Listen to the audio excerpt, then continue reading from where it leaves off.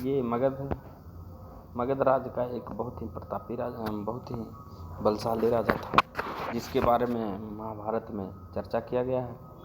इसमें धर्मराज युधिष्ठिर श्री कृष्ण से बात सुनकर उन्होंने श्री कृष्ण से पूछा, यह जरासंध कौन है? इसे इतनी शक्ति और पराक्रम कहाँ से प्राप्त हुआ? भला बताइए तो सही।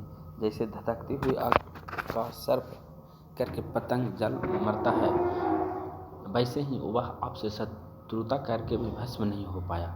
इसका क्या कारण है? भगवान श्री कृष्ण ने कहा, धर्मराज, जरासंध के बल और वीर्य का वर्णन मैं करता हूँ और यह भी बतलाता हूँ कि इतना अनिष्ट करने पर भी मैंने अब तक उसे क्यों छोड़ रखा है। कुछ समय पहले मगध देश में बृहद्रथ नामक राजा राज्य करते थे। वे 3 अक्षौहिणियों के स्वामी, वीरमानी, रूपवान, धनवान, शक्ति संपन्न वैयागिक थे। वे तेजस्वी, क्षमाशील, दंड एवं ऐश्वर्यशाली थे। उन्होंने काशी राज्य की 2 सुंदरी कन्याओं से विवाह किया और उनसे प्रतिज्ञा की कि मैं तुम दोनों के साथ समान प्रेम रखूंगा।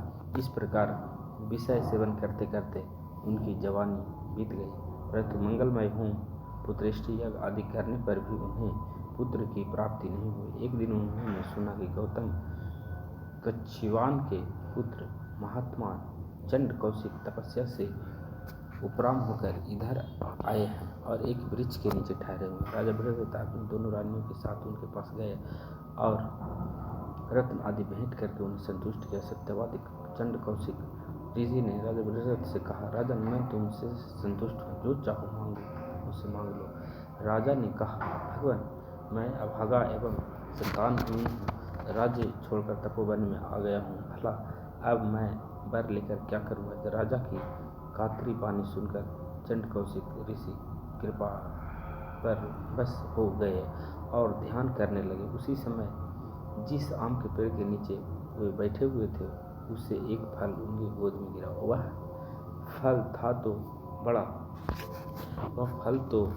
था बड़ा सरस, परंतु फिर भी तोते की चोंच से अछूता था। महर्षि ने उसे उठाकर अभिमंत्रित किया और राजा को दिया।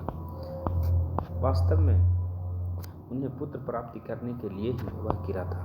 महात्मा चंड कौशिक ने राजा से कहा कि अब तुम अपने घर लौट आ जाओ और शीघ्र तुम्हें पुत्र की प्राप्ति होगी। प्रणाम के पश्चात बृहद्रथ अपनी राजधानी लौट आए और शुभ मुहूर्त में वह फल दोनों रानियों को दे दिया। रानियों ने उसके 2 टुकड़े किए और बांटकर एक टुकड़ा खा लिया। संयोग की बात, महर्षि की सत्यवादिता के प्रभाव से दोनों रानियों को गर्भ रह गया। राजा बृहद्रथ की प्रसन्नता की सीमा न रही।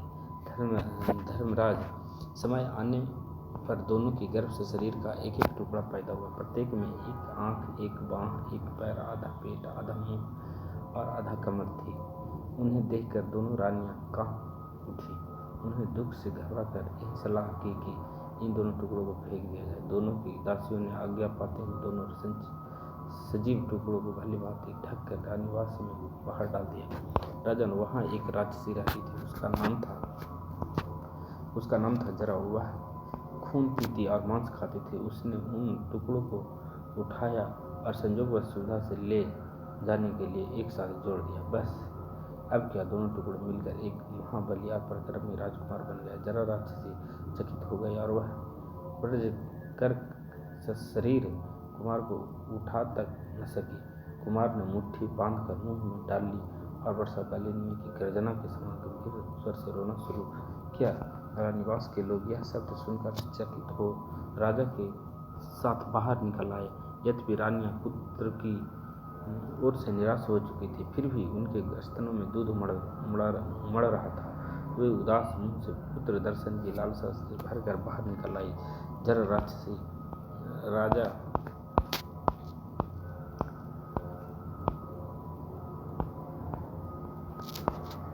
राजा पारिवारिक स्थिति, ममता, लालसा और व्याकुलता तथा बालक का मुंह देखकर सोचने लगी कि मैं इस राजा के देश में रहते हुए इसे संतान की बड़ी अभिलाषा है। साथ ही वह धर्म का तो महात्मा भी है, इसीलिए इस नवजात सुकुमार को नष्ट करना अनुचित है। अब वह मनुष्य रूप धारण करके बालक को गोद में ले राजा के पास आकर बोली, राजन, यह लीजिए अपना पुत्र। महर्षि के आशीर्वाद से आपको यह प्राप्त हुआ है। मैंने इसकी रक्षा की है, आप इसे स्वीकार कीजिए। राजसी के इस प्रकार कहते न कहते रानियों ने उसे अपनी गोद में लेकर स्तनों से दूध सींच दिया। राजा बृहद्रथ यह सब देख सुनकर आनंद से फूल उठे। उन्होंने सोने की मनुष्य रूप धारण रथ से पूछा, ओह, मुझे पुत्र देने वाली तुम कौन हो? मुझको ऐसा जान पड़ता है कि तुम कोई देवी हो। क्या यह सत्य है? जरा ने कहा, राजन, आपका कल्याण हो। मैं जरा नाम की राजसी हूँ। मैं आदरपूर्वक आराम से आपके घर में रहती हूँ। मैं सुमेरु सरीखे पर्वतों को भी निगल सकती हूँ। आपके बच्चे में तो रखा ही क्या है, किंतु मैं आपके घर में सर्वदा सत्कार पाती हूँ। आपसे प्रसन्न हूँ, इसीलिए आपका पुत्र आपके हाथों में सौंप रही हूँ। जरा राक्षसी इतना कहकर अंतर ध्यान हो गई और राजा बृहद्रथ नवजात शिशु को लेकर अपने महल में लौट आए।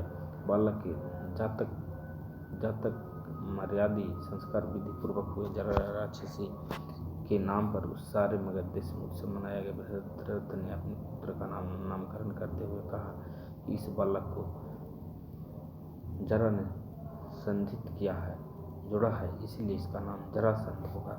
बालक जरासंध